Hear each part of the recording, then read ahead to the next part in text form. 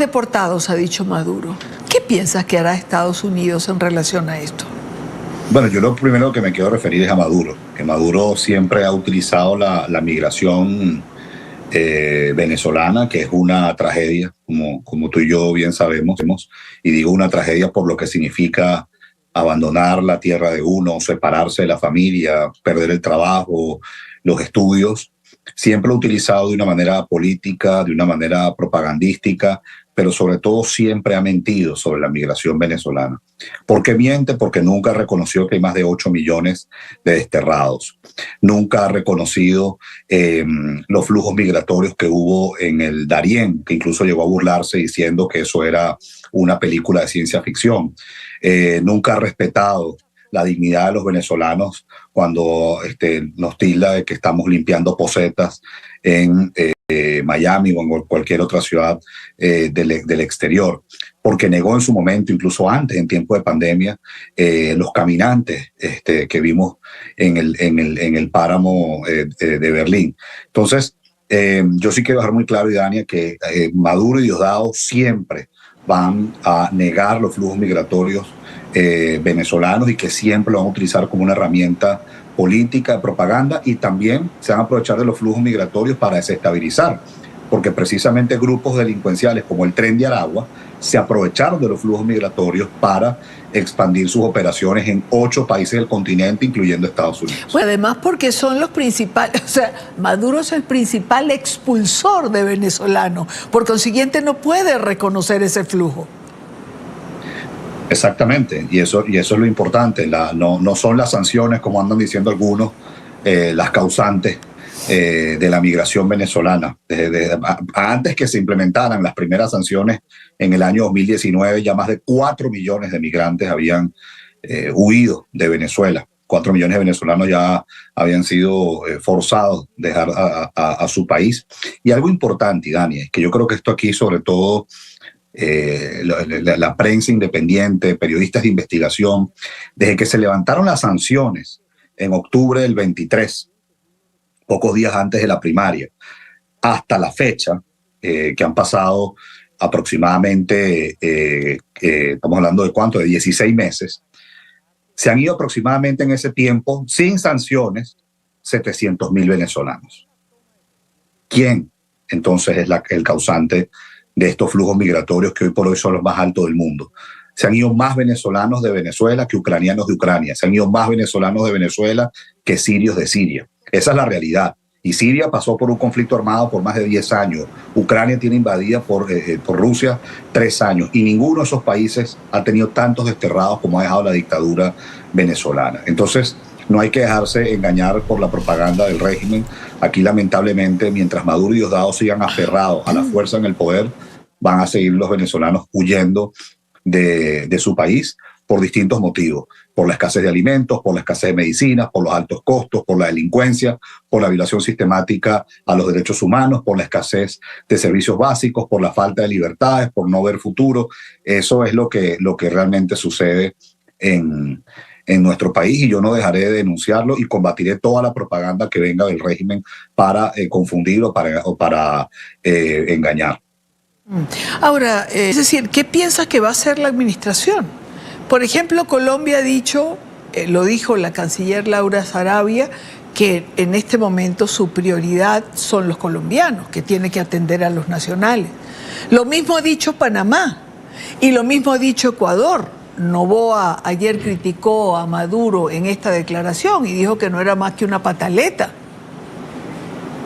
Bueno, fíjate, Dani, que yo en ese caso me he referido puntualmente a que obviamente cada país o cada gobierno es autónomo de implementar sus propias políticas migratorias. Me tocó muchísimo trabajar con varios gobiernos del continente en los 5 años que yo estuve en la OEA, y por eso uno ve que hay países que implementan mecanismos de protección migratorios distintos a otros.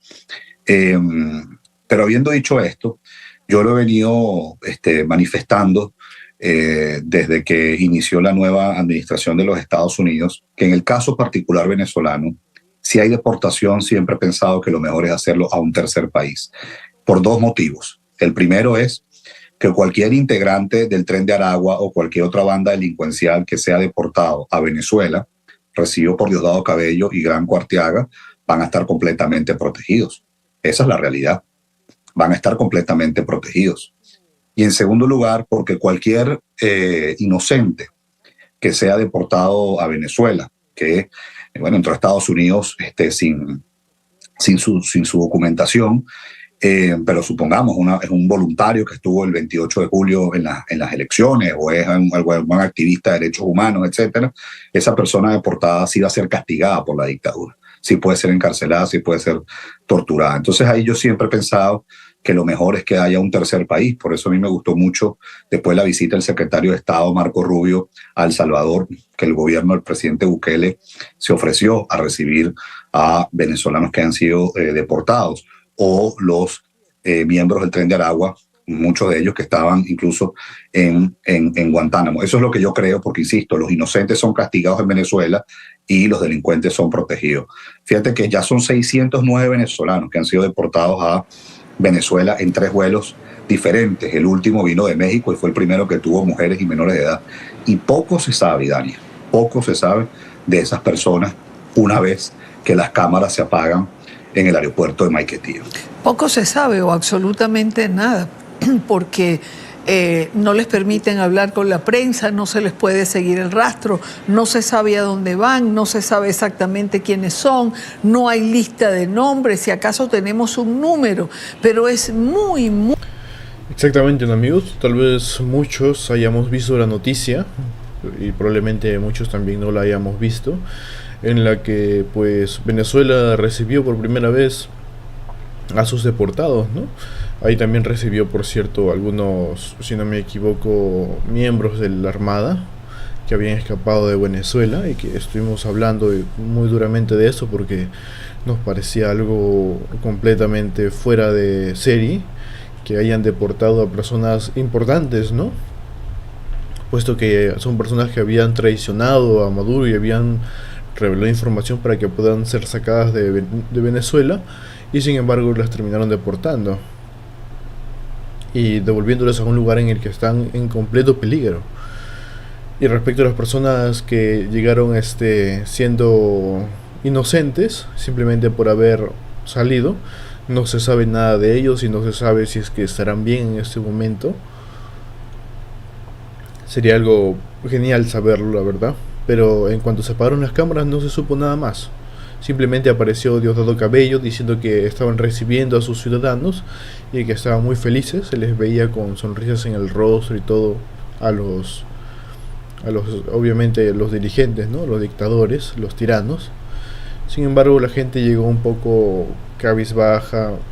Bueno, según yo vi algunas personas así cabizbaja, que un poco con la moral baja. E incluso yo me atrevería a decir que hasta con miedo. Continuemos, amigos. Muy complicado tener información en relación a ellos. Y ahí es donde uno se pregunta, ¿por qué? Bueno, fíjate que algún trabajo de investigación hemos hecho nosotros. Ellos son, primero, normalmente son trasladados a un refugio en La Guaira, que en su momento se utilizó para aislar gente que venía a Venezuela durante los tiempos de pandemia.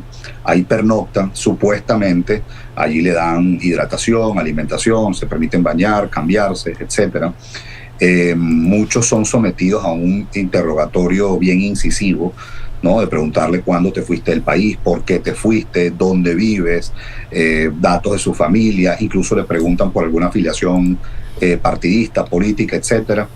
Y después lo que sí hacen, Idania, es que es el propio ministro de Interior, ministro, la verdad es que es expresarme con demasiado respeto a ese narco, Diosdado Cabello, que pone unas patrullas del SEBIN y a estas personas las montan en esas patrullas y las llevan a su casa. Y una vez que llegan a su casa, todo esto está grabado. Ese encuentro con la familia, que por cierto muchas veces la familia ni sabe que algún integrante fue deportado, todo eso es grabado con un mecanismo además de coacción para dar las gracias, etc. Pero después de ahí, no se sabe, como dices tú, nada de lo que pasa con estas personas deportadas. Pero esto no es primera vez que ocurre, porque cuando, por ejemplo, el gobierno de Trinidad y Tobago, que ha deportado a muchos migrantes venezolanos, y normalmente esas deportaciones ocurrían a del Tamacuro o al estado Sucre, tampoco después se sabían de esas personas. Entonces, ahí es donde yo siempre he dicho que un tercer país, insisto, respetando las políticas migratorias de cada gobierno, en este caso de Estados Unidos, pero en el caso particular de Venezuela, a un tercer país. Porque yo he hecho la analogía, deportar a integrantes del Tren de Aragua a Venezuela es como deportar a miembros de Hamas o Hezbollah a Irán. Vamos a contar con protección, y entonces la amenaza a la seguridad nacional de los Estados Unidos o a la seguridad del continente va a seguir estando allí mientras sean recibidos en Venezuela. Pero en todo caso, a tu pregunta inicial y a lo que dijo Maduro ahora, siempre pues la migración, Maduro ha mentido, la ha negado, se ha burlado y juega con ella políticamente, y a Maduro nunca le ha importado que el país se vaya vaciando progresivamente. Una de las primeras entrevistas que tú me hiciste, nosotros hemos poco más de 1 millón de migrantes y refugiados venezolanos. Hoy ya somos más de 8 millones de migrantes y refugiados venezolanos. Y somos prácticamente 2 veces Panamá en el destierro. Somos un país fuera de un país. Sí. Ahora, David, ya que estamos conversando, ¿qué se está haciendo? ¿Qué gestiones se adelantan o hay trabajo en relación a la suspensión de la figura del TPS, que recordemos, bueno, ampara un total de aproximadamente 600.000 venezolanos, si se suman los 2 grupos que conforman las renovaciones que se hizo en la administración Biden? Sé que hay muchísima preocupación en torno a esto. Hay venezolanos que han hecho vida, que están establecidos, que trabajan, sobre todo en la Florida. ¿Qué se adelanta en torno a esto? Bueno, y nosotros consideramos que esa medida o debe ser reconsiderada o debe buscarse una alternativa, y nuevamente pues con el respeto que cada gobierno tiene de implementar sus políticas migratorias. Pero aquí estamos hablando ya de una población muy grande, de casi 600.000 personas que tienen una documentación, es decir, que están regulares en los Estados Unidos, que están trabajando, que están emprendiendo, que están estudiando y que están aportando significativamente a la economía de este país, sobre todo en la Florida, sobre todo en el sur de la Florida, más específicamente en Miami. Entonces hay vías alternas que se están explorando. La congresista María Elvira Salazar, por ejemplo, presentó con el congresista demócrata Darren Soto la ley de ajuste venezolano. Yo he planteado y he hablado con miembros del Congreso sobre esa opción que imita a la ley de ajuste cubano, por las cuales los ciudadanos de esa isla se han beneficiado por décadas al contar con protección en Estados Unidos, una vez que pudieron escapar de la dictadura en su momento de Fidel Castro, de Raúl Castro y ahora de Díaz-Canel. Y lo que yo he dicho, bueno, si la dictadura venezolana es una hija de la dictadura cubana, un mecanismo de protección migratorio similar deberíamos contar. Entonces, estamos trabajando en eso. Hay otras alternativas como el DED, pero creo que quienes ya están en los Estados Unidos de manera regular, e insisto, están aportando a la economía de este país, pues merecen mantener su protección migratoria. Han hecho su documentación, han obtenido su documentación debidamente, y además para ellos volver a Venezuela, pues muchos estarían en riesgo. Evidentemente distinto es aquel ciudadano que no solamente en Estados Unidos, sino en cualquier parte haya actuado al margen de la ley, de las reglas, de las normas. Claro. Pero bueno, en eso se está. Pero bueno, como yo he dicho, estamos en una fase donde hay mucha diplomacia silenciosa. Así fue que, por ejemplo, muchos agarró de sorpresa la revocatoria de las licencias petroleras formalmente anunciada la semana pasada. Creo que son tiempos más de hacer. ¿Qué de decir? Y de jugar además mucho más estratégico y discreto ante un régimen que ya sabemos pues de hace mucho tiempo que no tiene escrúpulos y que es capaz de ir contra quien sea que tenga que ir por mantenerse en el poder. Y bueno, así estamos trabajando en este tema y en muchos otros, este servidor aquí en Washington. ¿Qué pasa con Canadá y México? Trump ha sido muy claro. Trump ha dicho, yo puse estas sanciones, y tú lo señalaste, por control de fronteras, por control de fentanilo. Él no dijo, mira, mándame 29 narcos. No, él no pidió eso. Vos le puedes mandar los 40 narcos si querés. Pero él no pidió 40 narcos. No, que te mandé a Caro. No, claro que no, mijo, yo no pedí eso. Yo pedí control de fentanilo. Y ok, por lo tanto, voy a mantener mis tarifas. Él conversa con Claudia Sheinbaum y seguro que le dijo, mira, pero es que vamos a montar el control, vamos a ver y tal. Y le hace seguro una oferta para ello. Y es donde él dice, ok, te doy 30 días para ver si es realmente. Porque en el lado del control de frontera de migración sí lo logra reducirlo al 95%. Y eso es un número duro. Y por lo tanto dice, ok, cumpliste. Por eso yo, cuando planteé lo que le dijo a Maduro, a Maduro le pidió 2 cosas. Le dijo, mira, cumple con lo que acordaste con Grenell, que no lo estás cumpliendo. Y cumple con lo que acordaste en Barbados, que el que ganaba la elección era. ¿Cómo él logra saldar, no con la elección de mayo, lo del 28 de julio? Él ahí está trancado, por lo tanto, aquí no hay la licencia, la suspensión de la licencia se sostiene. Si él cree que va a poder forzar a que se revise esa acción por parte de Trump, que duerma del otro lado, porque eso quedó y va a quedar firme. De hecho, la declaración del CEO de Chevron dijo, nosotros acatamos. Así es. Parece ser que el mercado desconfía poderosamente de Trump. Parece ser que los hombres más ricos de este país, los inversionistas, los banqueros, los financistas, no confían en Trump ni en sus ideas económicas. ¿Por qué digo esto? Porque hoy, nuevamente, la bolsa de valores se desplomó, cayó dramáticamente. En promedio, un poquito más de 3%, que es muchísimo para un solo día. La acción de Tesla fue la más castigada. O sea, el mercado está penalizando a Elon Musk. La acción de Tesla cayó 8% hoy. La de Apple, que suele ser una compañía sólida, cayó 5% en un día. Para que tengan una idea de cuánto se ha desplomado la bolsa, en diciembre la acción de Tesla estaba en $480. $480. ¿Saben en cuánto está ahora, unas pocas semanas después? En $220. De $480 en diciembre, la acción de Tesla ha caído a $220 ahora, marzo. Esto quiere decir que la fortuna de Elon Musk ha bajado en más o menos $100.000 millones en apenas 2 o 3 meses. Esto quiere decir que probablemente se avecina una recesión. Todo indica que el mercado ha decidido vender. Y si vende, es porque cree que las acciones van a seguir bajando. Y si cree que van a seguir bajando, es porque el mercado, los inversionistas, los hombres de negocios, calculan que las políticas económicas de Trump, sobre todo sus guerras comerciales, sus barreras arancelarias, van a causar un impacto negativo en la economía de Estados Unidos. Por eso es que la bolsa sigue bajando.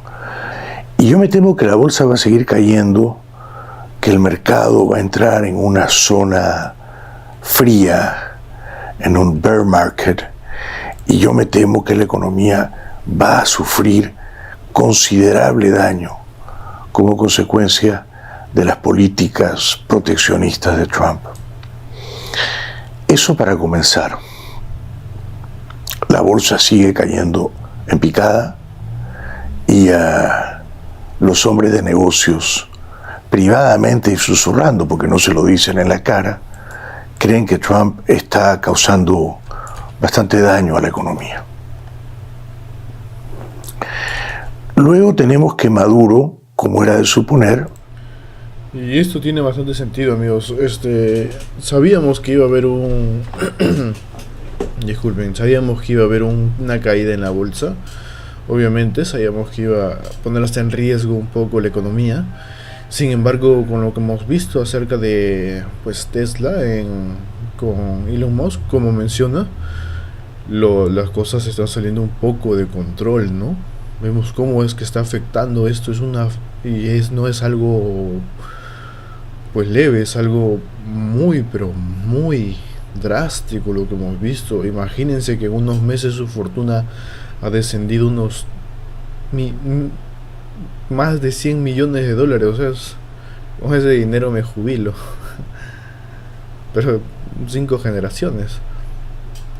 Imagínense esa cantidad de dinero perderla en 2 o 3 meses por obras que está haciendo Donald Trump actualmente. Es un golpe duro realmente para la economía en Estados Unidos. Las acciones pierdan tanto valor, es realmente algo muy muy duro. Esperemos que no continúen bajando tanto. Continuemos, amigos. Se está cobrando la venganza contra Trump. Como Trump ha dicho, se va a Chevron de Venezuela, no saca más petróleo. Y como ha dicho, también se tiene que ir la española Repsol. Entonces Maduro contraataca, era previsible, y dice no vamos a recibir más vuelos con deportados, eso se suspende, pero además anuncia que va a permitir que China entre a Venezuela a sacar petróleo. Al menos eso es lo que quiere Maduro. Vamos a ver si eso es lo que quieren también los chinos, ¿no? Porque para Maduro es un golpe bien fuerte que en Venezuela dejen de extraer petróleo tanto Chevron como Repsol. Repsol puede no irse, pero si no se va, tendría que enfrentar las sanciones financieras onerosas, draconianas de Estados Unidos, ¿no? De manera que es de suponer que así como se tiene que ir Chevron, se irá también la española Repsol de Venezuela. Lo que bajaría la producción de petróleo de ese país en 30, en 40%, que es bastante, ¿no? Por eso los analistas estiman que la inflación en Venezuela va a dar un brinco, va a dar un salto y quizás este año va a estar de nuevo por encima del 100%. O sea que no se ve nada bueno tampoco en Venezuela, ¿no? Ni aquí, en la bolsa, en los mercados, en las inversiones, porque todo el mundo está vendiendo en previsión de que todo siga cayendo, ni allá, porque claro, Maduro está escaldado, está escarmentado por Trump y procede a devolverle el varapalo. Trump le ha dado una patada en los huevos a Maduro y ahora Maduro quiere dársela también a Trump en los huevos. Así son las cosas, ¿no? Entre estos machos alfa. Política, jurídica, etcétera, económica sobre Venezuela, me parece un poco naif, por llamarlo, por no ser excesivamente duro, ¿no? Todos sabemos cuál es la situación en Venezuela, todos sabemos los cambios que debería haber en Venezuela cuanto antes mejor. O sea, sabemos que Venezuela es una dictadura que ha desconocido, cuyos gobernantes han desconocido el resultado de una elección, que es un país en el que no hay separación de poderes, que los jueces no pintan absolutamente nada, que el legislativo está totalmente al servicio del ejecutivo, que no hay una prensa libre, que hay 8 millones de exiliados. No sé qué hay que preguntar. Yo no creo que venga nadie a descubrirnos la fórmula de la Coca-Cola. O sea, la única política que puede hacer un organismo como la OEA es condenar, presionar y pelear porque los actuales dirigentes de Venezuela den un paso al lado, atrás o como quiera llamarse, y se abran a que hay una transición a la democracia. Lo único que habría que negociar con esos prebostes de la dictadura venezolana es a lo mejor salvar su situación personal en otro país, pero yo creo que a estas alturas no podemos hacernos los ingenuos y pedir un informe para ver qué pasa en Venezuela, ¿no? Yo creo que todo el mundo sabe lo que pasa en Venezuela, lo sabía el anterior secretario general de la OEA y lo sabe el actual, así que me parece un poco sorprendente, ¿no? esta primera afirmación del nuevo secretario, ¿no?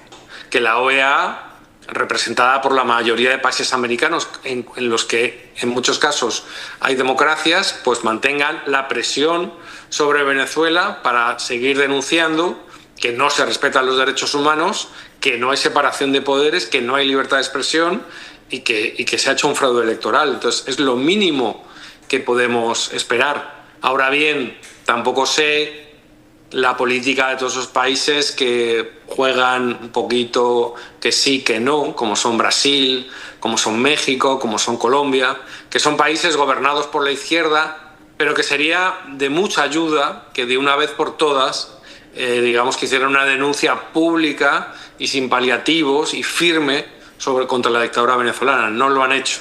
Brasil y Colombia, después del fraude electoral, pareciera que hicieron algo. Chile, desde el momento, se ha denunciado, y México evidentemente va a lo suyo y no lo va a hacer. No va a hacer nada en contra de la dictadura venezolana. O sea que realmente, si la OEA de Almagro servía para poco, la OEA del nuevo secretario creo que va a servir para menos.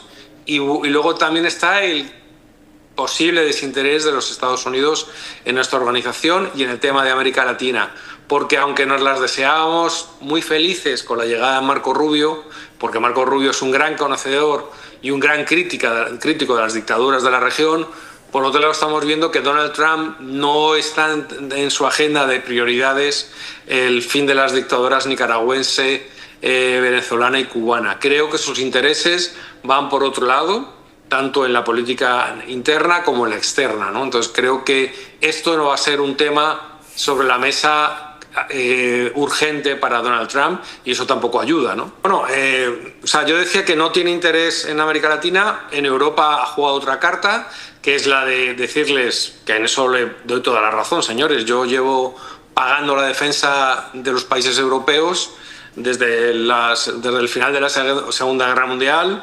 Han pasado 80 años, pues Estados Unidos no va a seguirles pagando ustedes la fiesta, y la Unión Europea con gran bombo anuncia que van a ofrecer fondos para hacer su propia seguridad, su propia defensa. Mandaría más, ¿no? O sea, faltaría más. Es que los europeos se tienen que encargar. Europa, que es una región próspera, con países económicamente fuertes, que menos que tener unos ejércitos capaces de enfrentarse con la amenaza rusa, con la amenaza islamista o con cualquier amenaza que venga para Occidente. Entonces, yo ahí le doy la razón a Donald Trump. Ahora, por lejanía y por cercanía, creo que Europa no va a tomar ningún papel activo en América Latina, porque además Europa siempre al final acaba midiendo sus intereses económicos. Hay grandes multinacionales afincadas en América Latina, hay grandes multinacionales en Venezuela, en Cuba, hoteleras, en cualquier país dictatorial, siempre hay algún interés que sale por ahí, y al final la Carta de los Derechos Humanos o la Carta de la Democracia no acaba pesando tanto. Lamentablemente son los propios países los que deberían resolver sus situaciones, pero necesitan ayuda, ¿no? Y la ayuda de Estados Unidos creo que en este momento sería muy importante, ¿no? Bueno, es bastante confuso el mensaje, ¿no? Yo el otro día comentaba que parece que Trump ha castigado a Maduro con Chevron, con la retirada de la licencia Chevron. No sé si eso lo ha hecho porque Maduro no ha colaborado al grado que él quería en la deportación de inmigrantes, de indocumentados venezolanos, muchos de ellos cercanos a grupos criminales como el Tren de Aragua, que Maduro no ha colaborado. Pero si Maduro colaborara, Trump sería más benévolo con él, porque eso, cuando fue el enviado allá, esa música pudo sonar, ¿no? Entonces eso sería catastrófico. La posición de María Corina es muy delicada, porque ella tampoco puede criticar a Trump abiertamente. Ella necesita el apoyo de Trump. Por otro lado, cualquier cosa que diga puede ser utilizada por el régimen para atacar a su integridad física. Así que ella vive en un equilibrio. O sea, yo toda mi solidaridad con María Corina Machado, porque ella sí está en una situación muy complicada, mucho más que Maduro y mucho más que Donald Trump, que al final viven en dos palacios presidenciales, cada uno con su legitimidad, que es Trump, el otro no tiene ninguna legitimidad, pero al final ellos están a salvo, y María Corina es la que vive en el alambre, vive en el aire de que la violencia de Maduro por un lado o el no apoyo de los países occidentales por otro la lleven a estar en un callejón sin salida. Así que su situación es muy delicada. Ella tiene que seguir pidiéndolo, pero no puede pedir, por ejemplo, una intervención militar, porque en ningún caso eso le podría llevar una persecución, decir esa frase o algo parecido le podría llevar a la violencia física por parte del régimen de Maduro. Así que diga lo que diga, está muy complicado. Toda mi solidaridad y toda mi petición a que realmente Donald Trump pusiera en su agenda el tema Venezuela, porque creo que aunque los congresistas del sur de la Florida y el senador Scott se han arrogado la victoria del tema de Chevron, yo creo que ha sido más una decisión personal de Donald Trump y quizás no estén teniendo la influencia que deberían y que han prometido en sus campañas.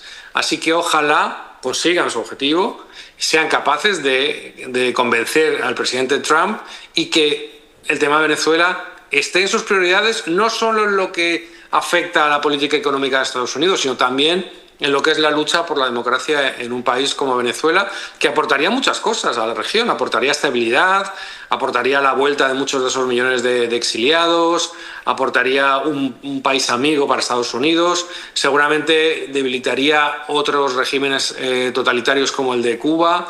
Así que yo creo que sería una buena noticia para el mundo que Venezuela de verdad se convirtió en una democracia, ¿no? Sí, aquí son dos temas, ¿no? El primero tiene que ver con todo este tema de las sanciones y cómo el régimen utiliza este tema para justificar, como te dije antes, el odio que le tiene a los venezolanos, que está basado en corrupción y en muchas otras cosas más, en persecución, en encarcelamiento, etc. 26 años de chavismo en el poder, solamente 3 años con sanciones a la industria petrolera. De esos 26, que es importante que la gente lo tenga presente, el único momento en el que hubo sanciones a la industria petrolera fue desde el 2019, que las implementó Donald Trump en su primera gestión. Luego vino la flexibilización con Joe Biden en el año 2022, que por cierto esa flexibilización estaba atada a unas garantías democráticas, que eso tenía que ver con unas condiciones mínimas para la elección presidencial.